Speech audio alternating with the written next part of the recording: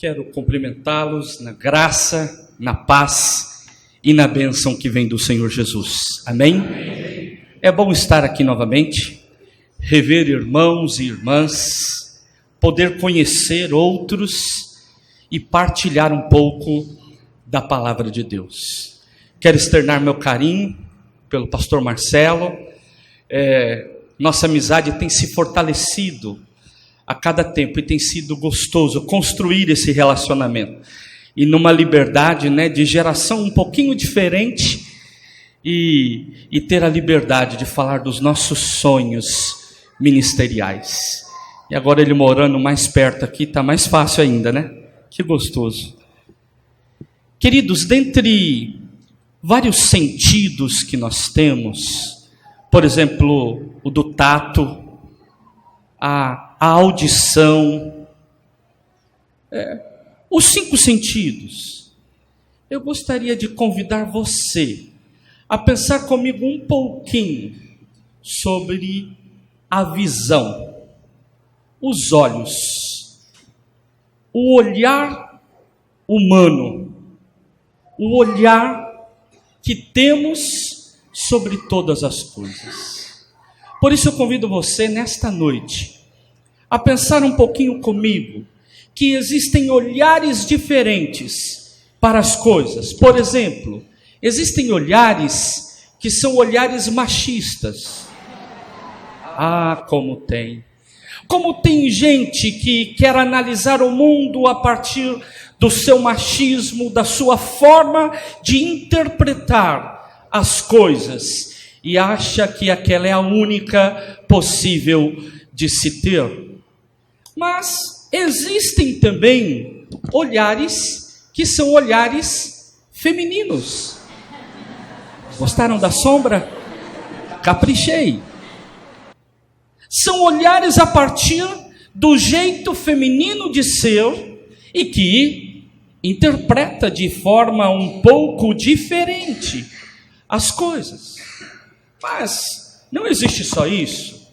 Existem pessoas que têm um olhar, quem sabe, marcado pela angústia, pelo desespero, pela tristeza. Para tudo que olha parece ser algo ruim.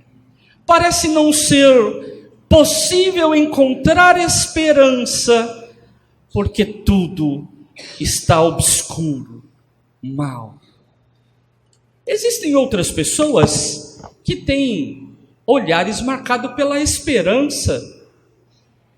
Olha tudo com esperança e alegria e otimismo e diz, vai dar certo. E ao olhar para aquilo, caminha acreditando que isto é possível. Outros têm olhar cor-de-rosa. Tudo é cor-de-rosa. Tudo está na boa, não tem problema. O mundo é como se fosse o mundo da Dorothy, lá do Mágico de Oz. Tudo é bonito, tudo está certo.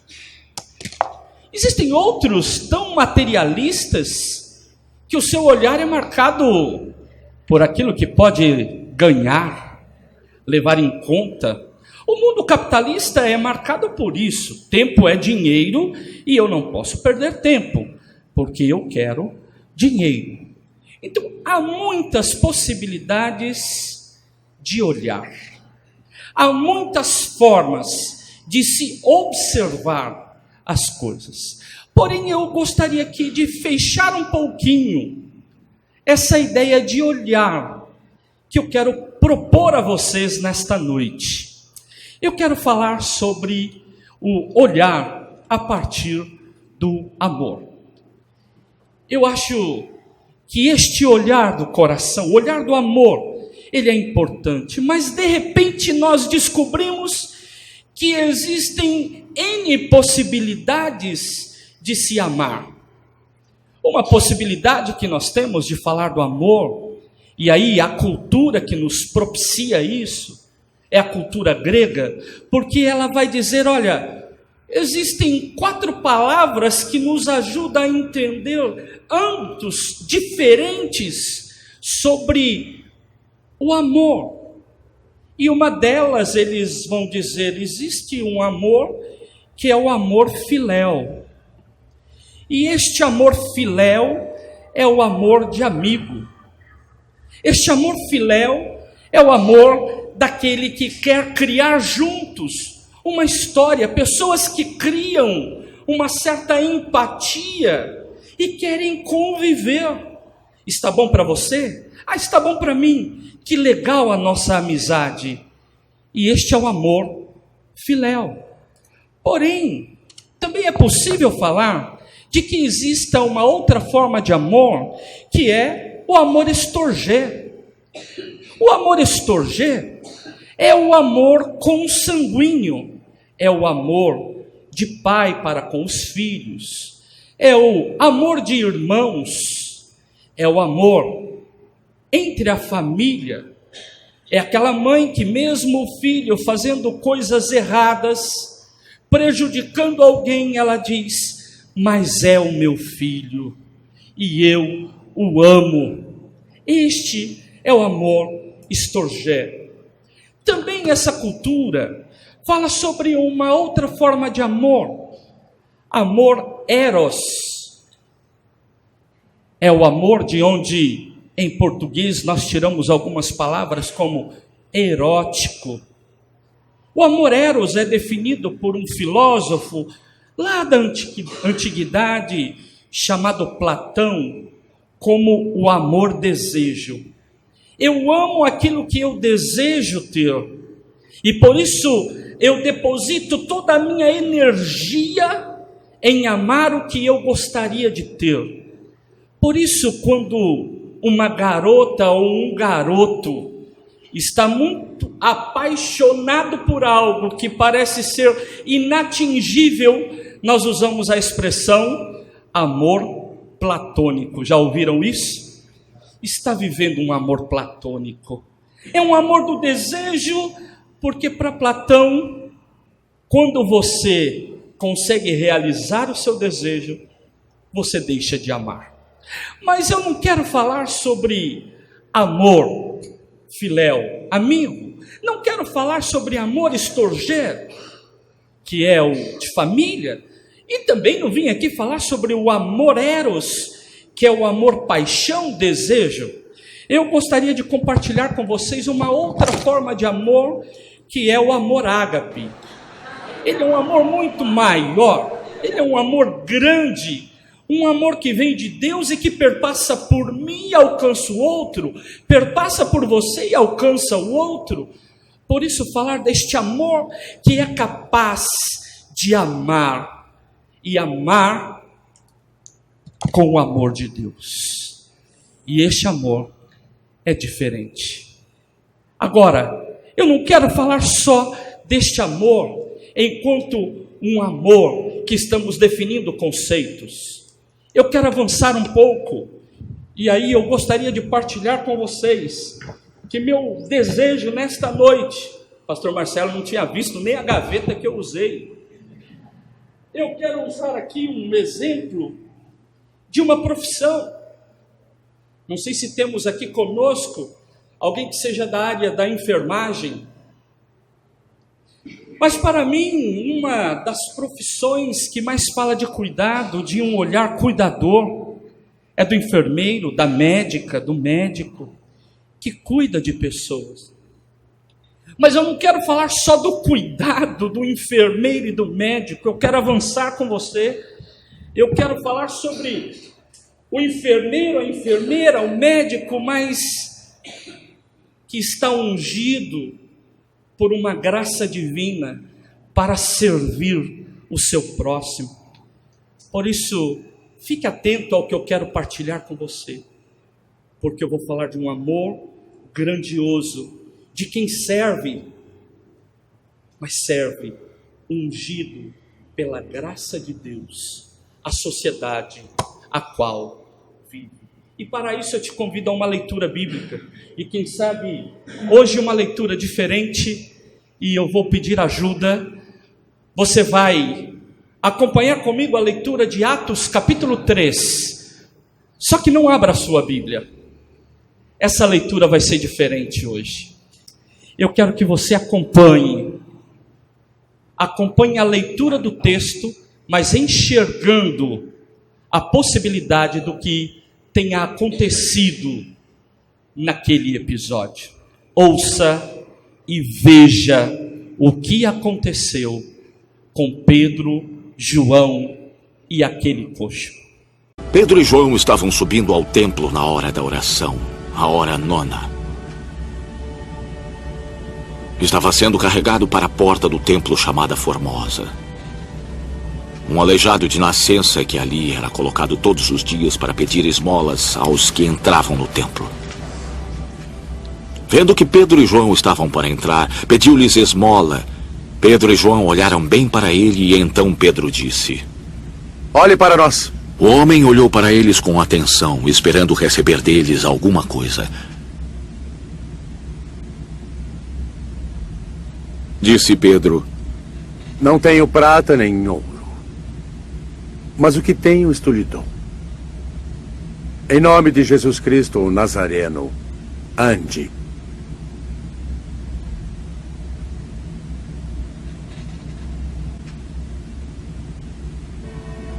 Segurando-o pela mão direita, ajudou-o a levantar-se, e imediatamente os pés e tornozelos do homem ficaram firmes, e de um salto pôs-se de pé e começou a andar.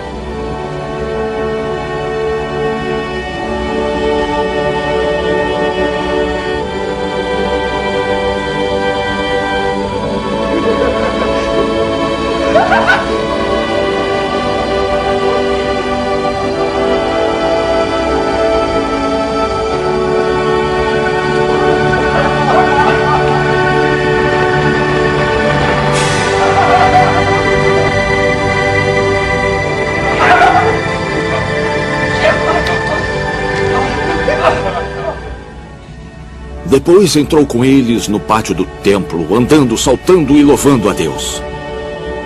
Quando todo o povo o viu andando e louvando a Deus, reconheceu ser ele o mesmo homem que costumava mendigar sentado à porta do templo, chamada Formosa. Todos ficaram perplexos e muito admirados com o que lhe tinha acontecido. Apegando-se, Pedro e João estavam subindo ao templo. Amém? Já voltou aí. Esta é uma série de leitura da Bíblia dramatizada e que nos ajuda a entender. Você vê um número ali do lado e ali são os versículos. Então é a tradução na Bíblia revista e atualizada de João Ferreira, mas ela toda dramatizada. Por isso, eu intitulei o sermão, aí eu vou pedir a ajuda da minha amiga lá no fundo, podemos mudar, a conversão dos olhos. Este sermão é baseado num outro sermão de um amigo muito querido, pastor Luiz Carlos Ramos, que ele o fez, e naquele momento este sermão falou muito ao meu coração, e eu o adaptei para compartilhar, e acredito que nos ajude a entender qual o olhar que Deus deseja que nós tenhamos neste mundo perdido. Existem pessoas que estão invisíveis. A área da sociologia chama isto de invisibilidade social. Pessoas que estão espalhadas pela cidade, ou nós passamos por elas, mas nós não as enxergamos. Preste bem atenção que, às vezes, algumas pessoas com quem você já se acostumou com elas, aquele pedinte, aquela pessoa que está sempre no sinal, ela passa a fazer parte daquela paisagem e parece não ser mais um ser humano, uma pessoa, mas uma coisa por onde eu passo. E isso acontece muito nesta sociedade excludente a qual nós vivemos. Estudiosos desta área dizem sobre os garis que parecem nem estar ali quando estão trabalhando, as funcionárias ou empregadas da limpeza, que as pessoas passam como se não tivesse ninguém ali, são invisíveis. Parece que nos acostumamos que existe um movimento, mas parece que não é gente, e nós não dirigimos os olhos para estas pessoas. E então, olhando para este texto, eu gostaria que você pensasse o que o texto vai apresentando para nós. Podemos ir mais um pouco, mais uma. Nós começamos a leitura do texto falando de dois homens muito conhecidos, Pedro e João, homens piedosos, homens de oração, homens que se dirigiam ao templo quando estavam ali em Jerusalém, e eles eram acostumados a irem várias vezes no dia, e o jeito do judeu contar as horas do dia é diferente do que nós contamos hoje. Naquele momento, eles contavam as 12 horas do dia e as 12 horas da noite. Por isso, a primeira hora do dia era 6 horas da manhã, a terceira hora, 9 horas, a sexta hora, meio-dia, a nona hora, é disso que vai falar ali, às 3 horas da tarde. Pedro e João, que já tinham ido em outros momentos, em outros dias, lá no templo, eles resolvem, às 3 horas da tarde daquele dia, voltarem ao templo para orar. Mas olha o que diz o versículo 2. Lá no templo era levado todos os dias um coxo, e esse coxo era colocado no mesmo lugar, na porta do templo, e a porta chamada Formosa, e ele ficava ali para pedir esmola, porque ele estava à margem daquela sociedade. Por ter uma enfermidade, ele era considerado impuro, e logo, segundo a lei, os impuros não podiam entrar no templo. Então, além de não arrumar emprego, ele também não tinha acesso à própria religião. O que caberia a ele era apenas, no máximo, ficar na porta, e lá na porta tentar ganhar algumas esmolas para sobreviver. E o texto bíblico diz então que diariamente ele era colocado ali no templo. Ora, se Pedro e João iam ao templo muitas vezes, e eles já estavam há alguns dias em Jerusalém, e se aquele coxo era colocado na porta todos os dias, nós podemos imaginar que Pedro e João cruzaram com este coxo várias vezes, muitas vezes. Mas o que eu quero chamar a atenção aqui é que às vezes nós olhamos sem enxergar. Olha o que diz o versículo 3. Ali apresenta uma palavrinha que lá no original grego, ela tem uma complexidade maior do que esta que eu e você conseguimos entender na tradução em português. Essa palavrinha vendo é um ver sem enxergar. Sabe quando você cruza com alguém na rua e você está preocupado e você passa direto, a pessoa fala: "Oh, não está me vendo não?" Ou, você nem falou oi para mim, né? Você passou do meu lado e não me cumprimentou. É este o olhar. É o olhar do ver alguém, mas não enxergá-la. Parece que está invisível. E é isto que aquela palavrinha está significando. Ele ali, o homem que pedia esmola, ele já não conseguia enxergar pessoas, ele enxergava possibilidades de ganhar esmola. Então quero dizer que nem sempre a invisibilidade está de quem não ajuda a pessoa necessitada. Está também, às vezes, de pessoas necessitadas que também já não conseguem enxergar outras pessoas a não ser como possibilidade de ajudá-las. E o texto bíblico aqui está dizendo: vendo que vinha estes dois homens, Pedro e João, sabe o que ele faz? Ele pede a esmola. Ele fala: eu quero que vocês me ajudem. Eu preciso de esmola para sobreviver. Este era o olhar daquele coxo. E acredito que foi o olhar de Pedro e João, muitas vezes, enquanto eles entravam no templo.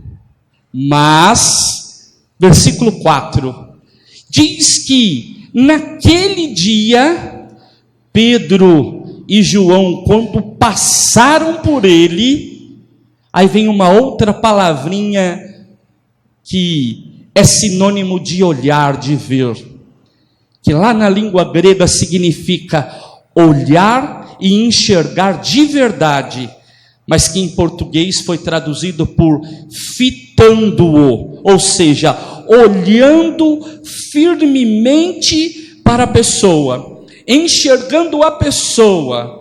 Não é enxergando possibilidades, mas enxergando a pessoa.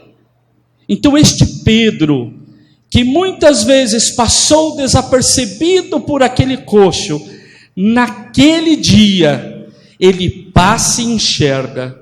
E porque ele conseguiu enxergar de verdade aquele coxo, ele vira-se para o coxo e diz assim: olha para nós. Ou seja, fita em mim também.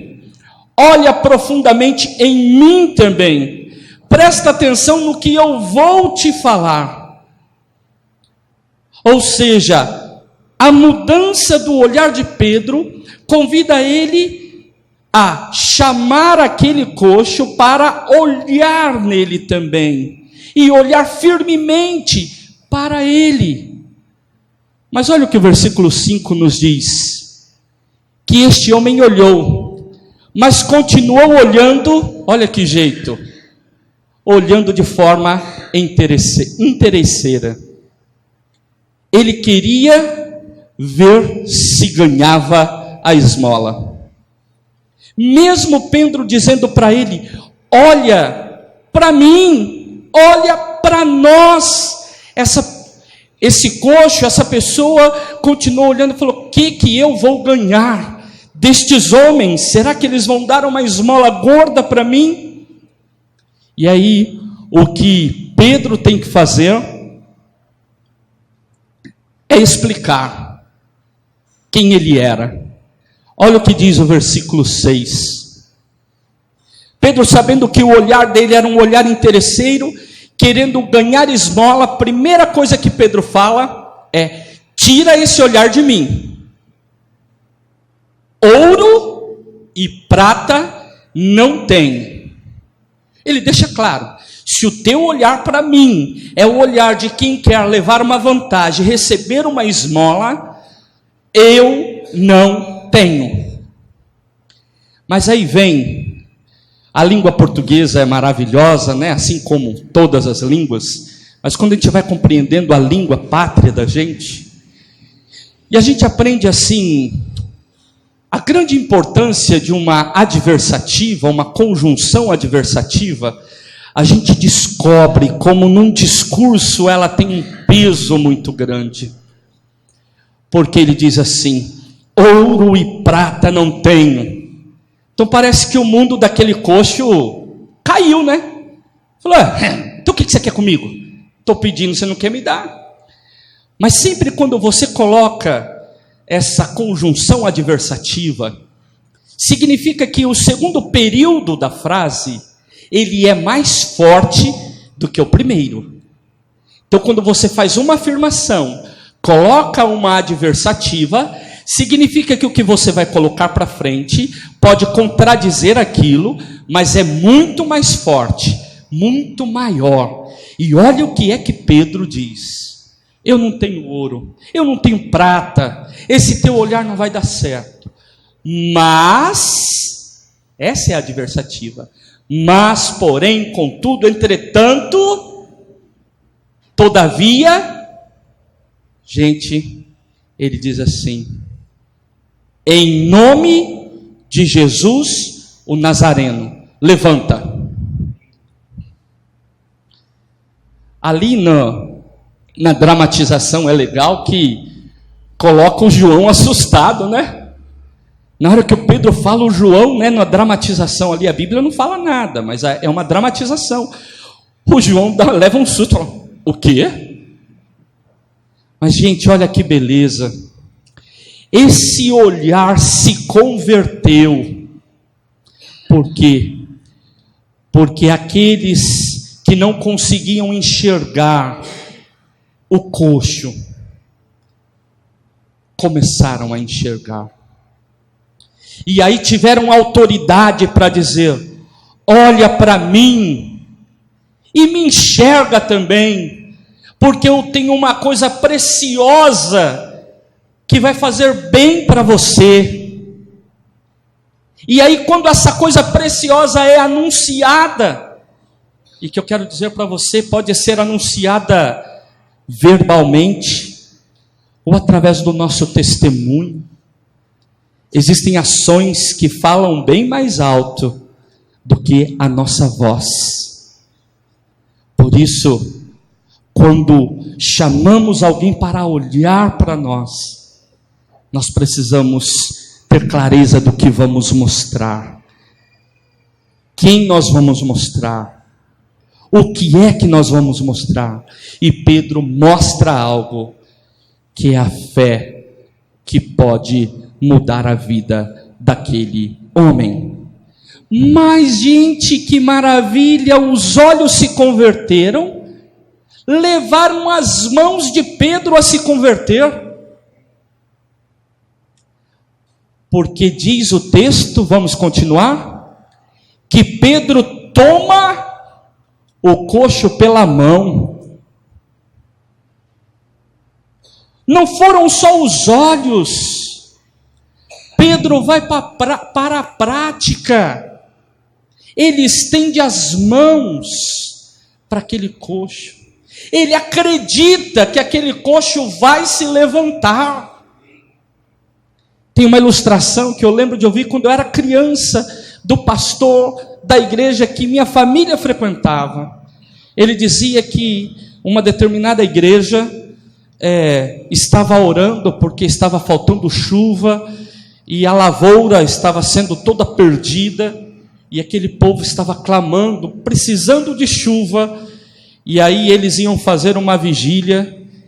E aí então, na hora que saíram de casa, uma menininha corre lá no quarto, pega o guarda-chuva e vem.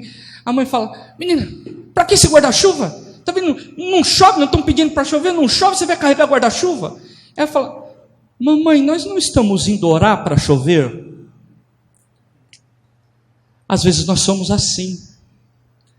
Nós falamos de algo, podemos verbalizar algo, mas não vivemos plenamente aquilo que estamos falando. Mas Pedro diz: levanta, e Pedro estende a mão, e Pedro então vai ajudá-lo. Mas não para por aí, porque diz o texto, que quando Pedro deu a mão para ele, a mão de Pedro convertida, converte o tornozelo daquele coxo. Um olho curado, que curou uma mão, que curou os pés. O olhar mudou. Este olhar mudado transformou a história de Pedro e João e transformou a história daquele coxo. Versículo 8 mesmo. Este homem que teve os pés convertidos, os pés que estavam todo torto, esse homem sai pulando. Gente, na hora que eu assisto aquela parte, que ele começa a pular naquela escada, eu falei, ele vai cair. Ele pula de 4, 5 degraus. Eu fico imaginando a alegria de receber esta bênção. Não se conter pela bênção que recebeu. E isso é o que acontece com quem é alcançado pelo milagre e pela graça de Deus. Não foi Pedro e João que foram abençoados e saíram por... Não, aquele homem que foi alvo da graça e da missão, dos atos de Pedro e João, é que teve sua vida transbordada pela graça e saiu feliz, pulando, saltitante. E vai para onde? Ele não podia entrar naquele lugar, mas curado ele podia entrar. E ele entrou onde? No templo. Ele foi para lá, conviveu com aqueles lá e pôde adorar, louvar a Deus lá no templo. Às vezes nós temos atitudes assim, de um templo tão higienizado que algumas pessoas não deveriam entrar. E higienizado não estou falando no sentido da limpeza física.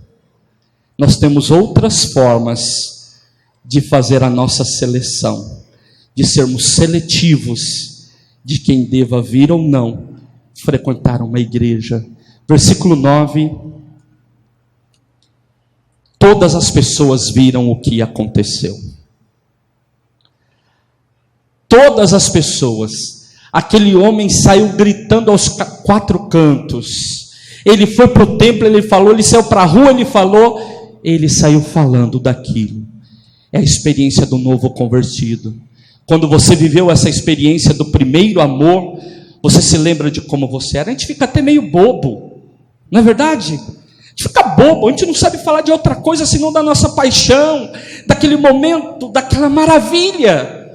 E é isso que o coxo estava vivendo. E ele vive dizendo para todo mundo. Ele sai contando. E aí as pessoas vêm. E as pessoas louvam. Vem ele andando e louvando a Deus. Último versículo. E as pessoas reconheceram. Olha, esse daí é aquele que ficava na porta. Alguma coisa aconteceu na vida dele. Ele ficava sentado naquele lugar. E alguma coisa aconteceu na vida dele. Eles ficaram assombrados. Podemos mudar mais um? Eu gostaria de fazer uma aplicação para nós nesta noite. Eu quero dizer para você, meu irmão e minha irmã, nossos olhos são seletivos. Eu lembro quando minha esposa engravidou, foi depois de 15 anos de casado. Então imagine, depois de 15 anos de casado, ela consegue engravidar. Era o nosso sonho. Gente, só que eu saía para a rua, parece que eu só via mulher grávida. Já aconteceu com você quando você quer trocar de carro, que você fala assim, eu queria tanto comprar, aí parece que tem um monte de gente que tem o mesmo carro. A mente humana, ela é seletiva. Em determinados momentos nós não damos bola seletivamente, ou às vezes valorizamos demais seletivamente. Quer um outro texto bíblico que possa nos ajudar? O texto, quando Jesus conta uma historinha para ensinar um rapaz que veio fazer a seguinte pergunta: Senhor, o que eu faço para alcançar os céus? Jesus respondeu: cumpre a lei. O que a lei diz? Amar a Deus, amar ao próximo. Eu faço isso. Jesus falou: vai nessa força. Ele podia ter ido embora feliz, cantando, cantarolando, pulando. Ele resolve fazer uma perguntinha.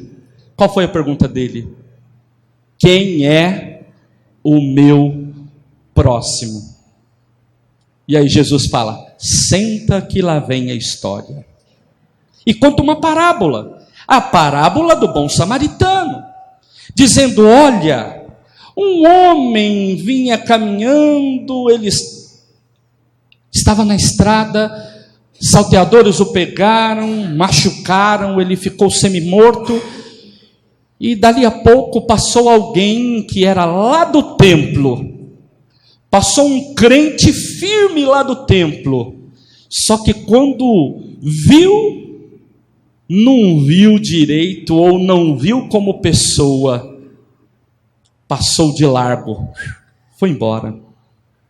Dali a pouco veio outro, que era do ministério do louvor, né, o levita lá, e vai descendo.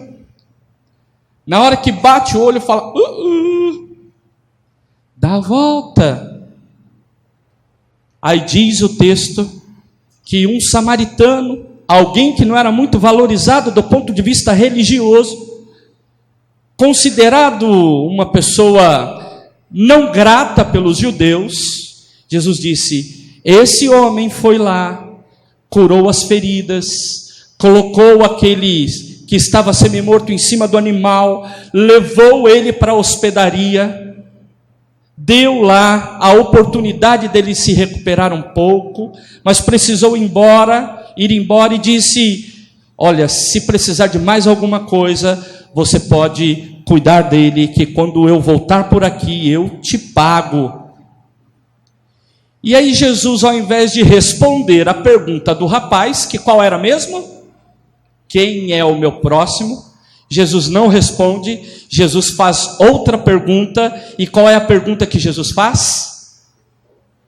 Quem que foi o próximo daquele que caiu na mão dos salteadores? E aqui aquele moço responde: aquele que usou de misericórdia. Então não existe quem é o meu próximo, existe quem eu me faço próximo dele. Essa é a diferença. Porque às vezes próximo dá ideia de ambiente geográfico. Ele está perto de mim, ele é o meu próximo.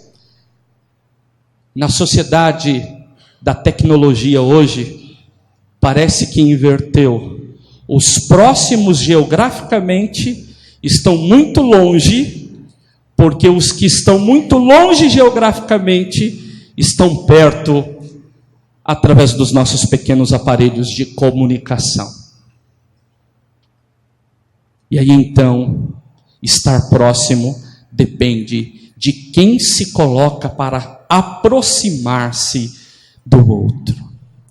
Por isso, ter olhos sensíveis. Aqueles dois passaram de largo. Pedro e João passaram de largo muitas vezes. Mas um milagre de Deus acontece primeiro nos olhos de Pedro e João. E quem sabe seja um milagre que nós precisamos de clamar: Senhor, dá-nos olhos sensíveis para ver pessoas que precisam de ser alcançadas pela tua graça, mas que para nós já faz parte da paisagem. Pode ser dentro do nosso lar, alguém que a gente já perdeu a esperança e parece ser mais uma pessoa.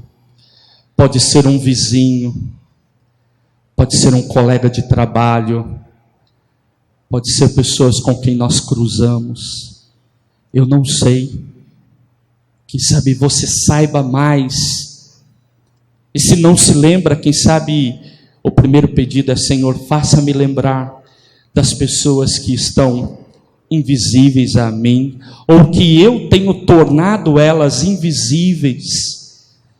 Eu quero enxergá-las e eu quero me transformar no próximo, na próxima deles, desta pessoa. Feche os seus olhos.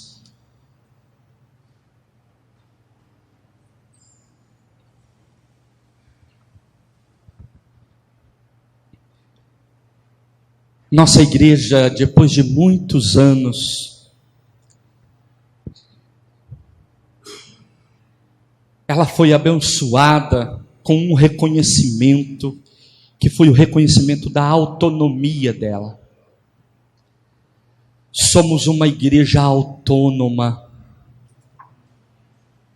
E esse tem sido um avanço no trabalho e na missão desta igreja. Glória ao nome do Senhor. E neste primeiro ano de autonomia, eu desejo, do fundo do meu coração, primeira vez que estou ouvindo aqui pregar depois disso, é dizer para você, meu irmão e minha irmã, rogue para que o Senhor dê olhos sensíveis a você. Que da forma que eu tentei ilustrar aqui, você possa colocar o óculos do amor, mas não qualquer amor, do amor de Deus, que é capaz de lançar fora muita coisa, que é capaz de enxergar a pessoa verdadeiramente diante da sua necessidade.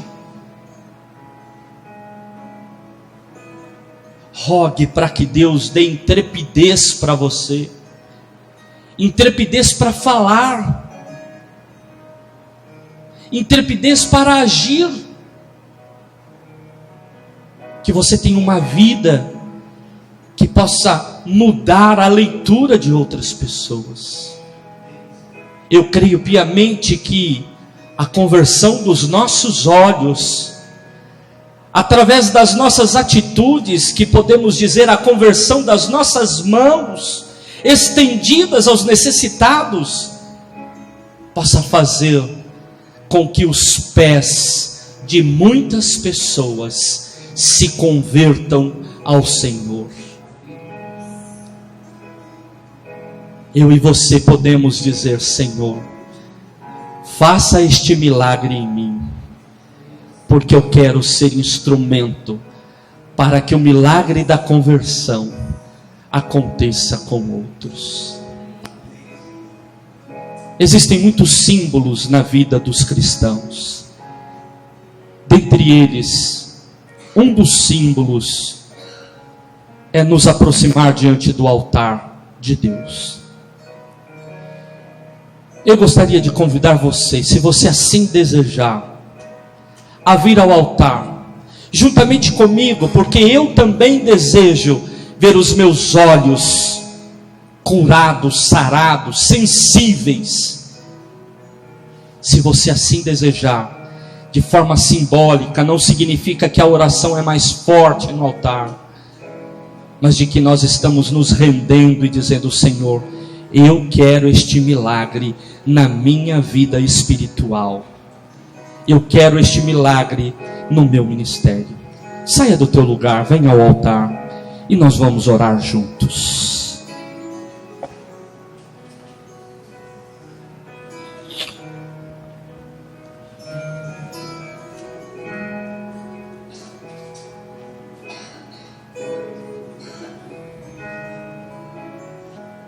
Senhor nosso Deus e nosso Pai, sabemos dos desafios missionários que temos, os desafios, Senhor, de realizarmos a Tua missão neste mundo, e nós te pedimos: sensibiliza os nossos olhos, dá-nos uma visão sensível àqueles que necessitam de ser alcançados com a Tua graça.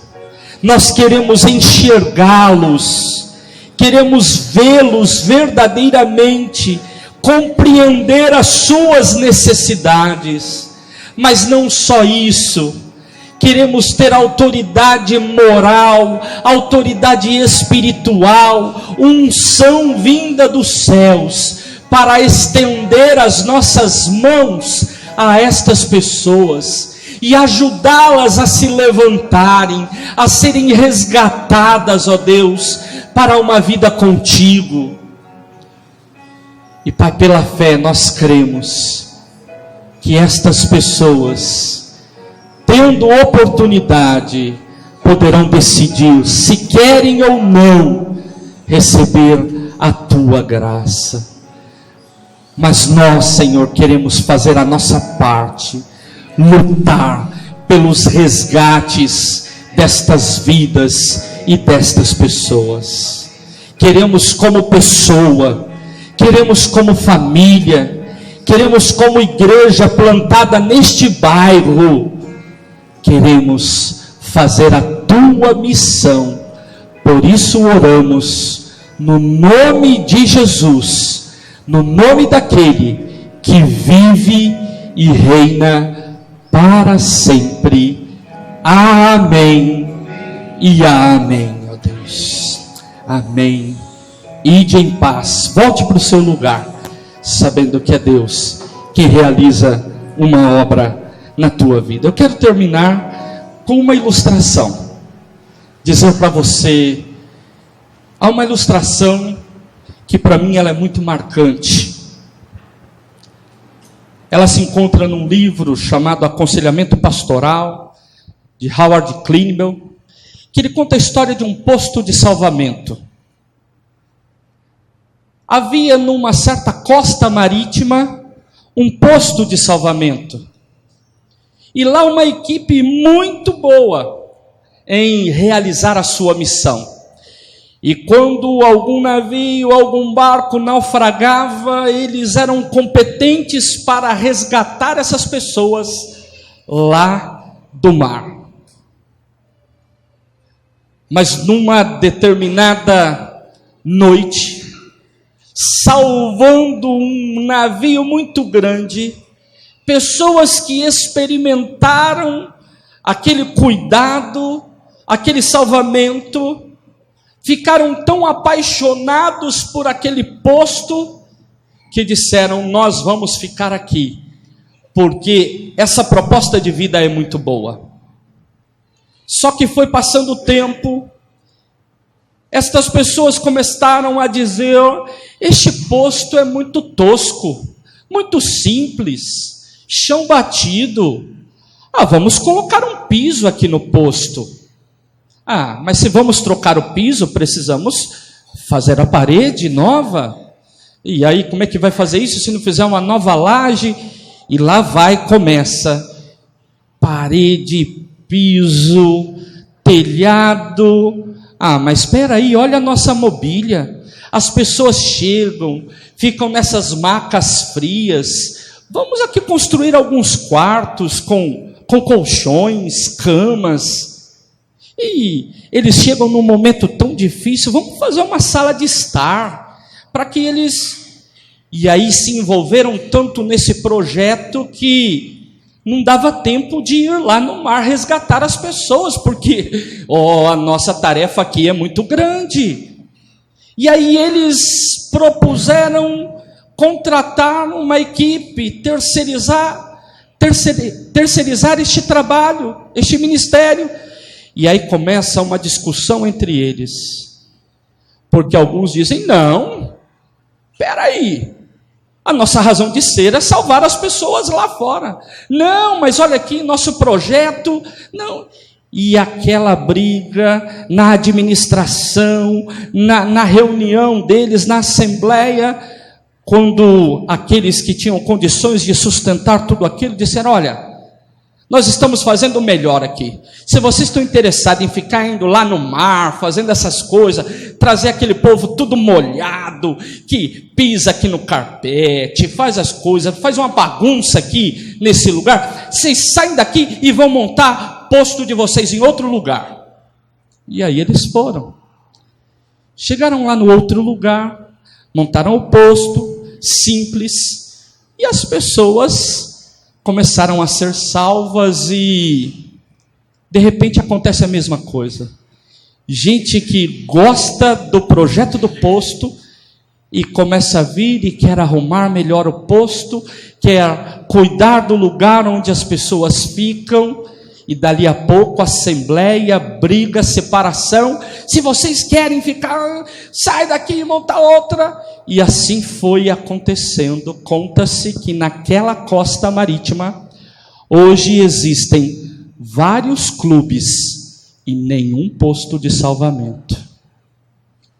Qualquer semelhança é mera coincidência.